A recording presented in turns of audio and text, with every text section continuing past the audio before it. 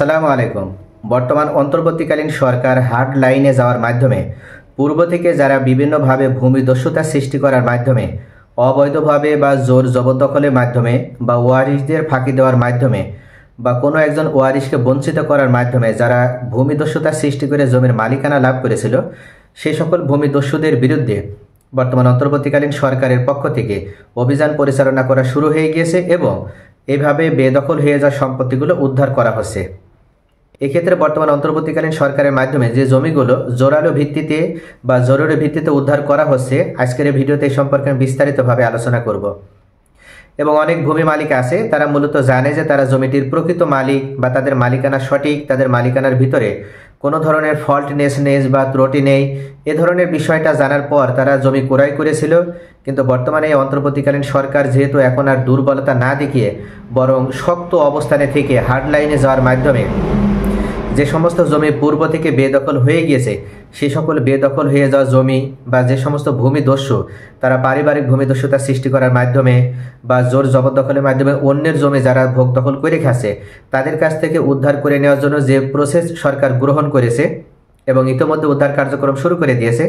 সরকারের পক্ষ থেকে যে পদক্ষেপগুলো নেওয়ার মাধ্যমে জমিগুলো উদ্ধার করা হচ্ছে, এই সম্পর্কে আমি বিস্তারিত আলোচনা আজকের ভিডিওর মাধ্যমে আপনাদের সামনে উপস্থাপন করব।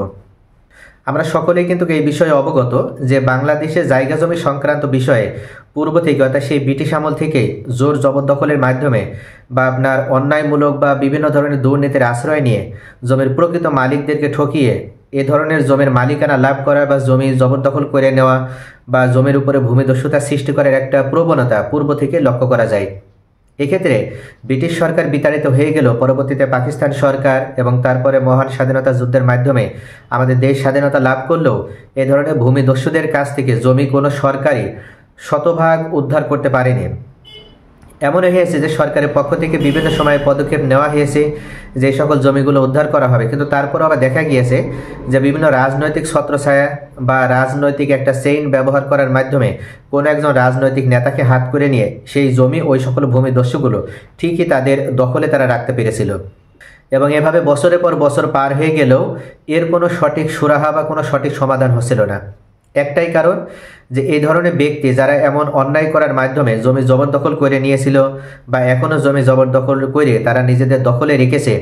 তারাই ভোগ করছে, তারা সেখানে প্রপার্টি গড়ে তুলছে, তারা সেখানে ব্যবসা প্রতিষ্ঠান গড়ে তুলছে। এই সমস্ত লোকগুলো কিন্তু তারা জানে যে কাদের মাধ্যমে বা বর্তমান সরকার যেহেতু ক্ষমতায় বা যে সরকারই যখনই ক্ষমতায় আসে, সেই সরকারের যারা রাজনৈতিক প্রভাবশালী ব্যক্তিত্ব থাকে তাদের সাথে যোগাযোগ করার মাধ্যমে বা তাদেরকে মোটা অঙ্কের কিছু টাকা বা ঘুষ বা উৎকোচ প্রদান করার মাধ্যমে তাদেরকে হাত করে রাখে এবং তারা সবসময় প্রশাসনের দিকটা তারা লক্ষ্য রাখে যেন প্রশাসন এক্ষেত্রে কোনো ধরনের পদক্ষেপ না নেয়। এবং এভাবে মূলত এই ধরনের ভূমিদস্যুগুলো তারা রাজনৈতিক ছত্রছায়া থেকে বাংলাদেশে ব্যাপক হারে বা বিপুল পরিমাণে জায়গা জমির মালিকানা তারা লাভ করেছিল এবং এখনও তারা তাদের জমির মালিকানা তারা দখলে রেখেছে। এই ধরনের ভূমিদস্যু যারা পারিবারিক ভূমিদস্যুতা থেকে শুরু করে বা বিভিন্ন ব্যক্তিবর্গের জমি যারা অন্যায়মূলকভাবে দখল করে রেখেছে, তাদের বিরুদ্ধে সরকারের পক্ষ থেকে এখন অ্যাকশন শুরু করা হয়েছে এবং এই ধরনের ব্যক্তিগুলো এখন থেকে কোনোভাবেই জমি নিজেদের দখলে রাখতে পারবে না। তারই একটা অন্যতম উদাহরণ গতকাল চুয়াডাঙ্গা জেলার জীবননগর থানার যে পাতিলা বীজ উৎপাদন খামার, বাংলাদেশ কৃষি উন্নয়ন কর্পোরেশনের আপনার এই যে পাতিলা বীজ উৎপাদন খামার, যেটা আপনার বাঁকা ইউনিয়নের 605 একর জমির উপরে এই বীজ উৎপাদন খামারটি প্রতিষ্ঠিত। এবং এই বীজ উৎপাদন খামারে আপনার 16 বছর পূর্বে যখন আওয়ামী লীগ সরকার ক্ষমতায় ছিল, ওই সময় আওয়ামী লীগ সরকারের ছত্রছায়ায় বা আওয়ামী লীগ সরকারের বিভিন্ন রাজনৈতিক প্রভাবশালী ব্যক্তিত্ব তাদের ছত্রছায়া থেকে আপনার রাবণ, গোপাল ও শামীম নামে এই 3 জন ব্যক্তি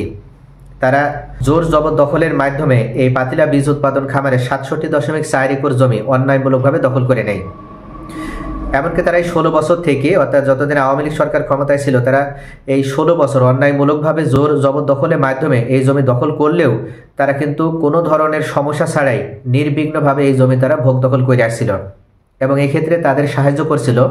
জীবননগর পৌর আওয়ামী লীগের সাবেক সাধারণ সম্পাদক জাহাঙ্গীর আলম, মনোহরপুর ইউনিয়নের আওয়ামী লীগের সাবেক সভাপতি সোহরাব হোসেন, এছাড়া স্থানীয় বা আপনার পৌর আওয়ামী লীগের বিভিন্ন নেতৃবৃন্দ ছত্রছায়া থেকে এই গোলাপ, রাবণ ও শামীম ওরা এই জমি অবৈধভাবে তারা চাষাবাদ করে আসছিল বা ভোগ দখল করে আসছিল। এবং জমির পরিমাণ কিন্তু কম নয়, 67.4 একর জমি, অর্থাৎ প্রায় 200 বিঘার কাছে জমি। এত জমি তারা কিন্তু অন্যায়মূলকভাবে জোর জবরদখল করে বা ভোগ দখল করে আসছিল। কিন্তু বর্তমান অন্তর্বর্তীকালীন সরকার ক্ষমতায় আসার পর গতকাল সরকারের পক্ষ থেকে বিএডিসির দায়িত্বশীল কর্মকর্তা কর্মচারী যারা আছে তারা প্রশাসনের সহায়তায় এই সকল ব্যক্তিদের কাছ থেকে এই জমি উদ্ধার করেছে। এবং এখন থেকে কোনো ব্যক্তি অন্যায়মূলকভাবে বা জোর জবরদখলের মাধ্যমে এইভাবে কোনো জায়গার জমি বা কোনো সরকারের জায়গার জমি বা কোনো ব্যক্তি মালিকানাধীন জমি আর অন্যায়মূলকভাবে জোর জবরদখল করতে পারবে না। এক্ষেত্রে সরকারের পক্ষ থেকে বিশেষ ঘোষণা দেওয়া হয়েছে যে যদি কোনো ব্যক্তি এ ধরনের অন্যায়মূলক কাজের সাথে জড়িত হয়ে পড়ে, সাথে সাথে সরকারের পক্ষ থেকে একটা বিশেষ নাম্বারে বলা হয়েছে, একটা কল সেন্টারের কথা বলা হয়েছে, এই নাম্বারে যোগাযোগ করার মাধ্যমে তারা যেন অনতিবিলম্বে তাদের সাথে সংগঠিত এই অন্যায়ের বিরুদ্ধে যেন তারা প্রতিবাদ করতে পারে বা তাদের জমি যেন তারা উদ্ধার করতে পারে। এজন্য 16122 এই নাম্বারে ফোন করার মাধ্যমে যদি কোনো ব্যক্তির সাথে ইমিডিয়েটলি বা এ ধরনের কোনো সমস্যা ঘটানো হয়ে থাকে তাহলে তৎক্ষণাৎ 16122 এই নাম্বারে কল করার মাধ্যমে ভূমি মন্ত্রণালয়কে অবহিত করতে বলা হয়েছে। এবং এখানে একটি বিষয় লক্ষণীয়, সেটি হচ্ছে এমন জমি যদি পূর্ব থেকেই অর্থাৎ সরকারি জমি বা সরকারি সংস্থার জমি, যেমন এখানে বাংলাদেশ কৃষি উন্নয়ন কর্পোরেশনের জমি, এ ধরনের কোনো জমি যদি কোনো জায়গায় বাংলাদেশের কোনো জেলাতে কোনো থানাতে যদি কোনো ব্যক্তি ভূমিদস্যুতা সৃষ্টি করার মাধ্যমে পূর্ব থেকে যদি দখল করে থাকে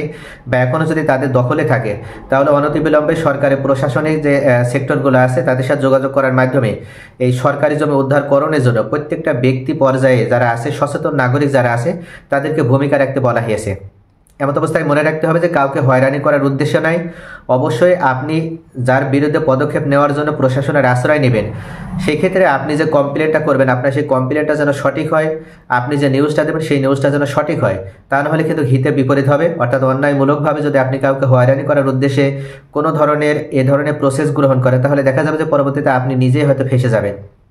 তাহলে অবশ্যই সঠিক তথ্য যদি আপনার কাছে থাকে এবং কোনো ভূমিদস্যু যদি আপনার এলাকায় থাকে এবং এভাবে পূর্বে বিভিন্ন রাজনৈতিক দলের নাম ব্যবহার করার মাধ্যমে বা বিভিন্ন রাজনৈতিক নেতাদের ছত্রছায়ায় থেকে তারা অন্যায়মূলকভাবে সরকারি বিভিন্ন সংস্থার জমি বা বিভিন্ন ব্যক্তি বিশেষের জমি, ব্যক্তি মালিকানাধীন জমি যদি অন্যায়মূলকভাবে কেউ জোর জবরদখল করে থাকে, সেক্ষেত্রে তাদের থেকে জমি উদ্ধার করার জন্য এখনই ইমিডিয়েটলি আপনাকে পদক্ষেপ গ্রহণ করতে হবে। মনে রাখবেন বর্তমান অন্তর্বর্তীকালীন সরকারের পক্ষ থেকে কিন্তু এই বিষয়ে গুরুত্ব আরোপ করা হয়েছে এবং কোনো জায়গায় যদি কোনো ভূমিদস্যুতা এবং কোনো জায়গায় যদি কোনো ভূমিদস্যু এ ধরনের অন্যায়ের সাথে জড়িত থাকে তাহলে তাদের কাছ থেকে জমি যেমন উদ্ধার করে নেওয়া হচ্ছে, ঠিক তেমনইভাবে তাদেরকে আইনের মাধ্যমে শাস্তির আওতায় নিয়ে আসা হচ্ছে। তাই প্রত্যেকটা সচেতন নাগরিক হিসেবে আমাদের সকলকে এক্ষেত্রে ভূমিকা রাখতে হবে। যদি কোথাও কোনো ধরনের অন্যায় আমাদের সামনে সংগঠিত হয় এবং কোনো ব্যক্তি যদি পূর্ব থেকে কোনো জমি অবৈধভাবে ভোগ দখল করে থাকে, সেক্ষেত্রে অবশ্যই তার বিরুদ্ধে যথেষ্ট প্রমাণ হাজির করার মাধ্যমে ওই জমি উদ্ধার করার জন্য সচেতন ব্যক্তি হিসেবে প্রত্যেকেই যার যার অবস্থানে থেকে ভূমিকা রাখতে হবে।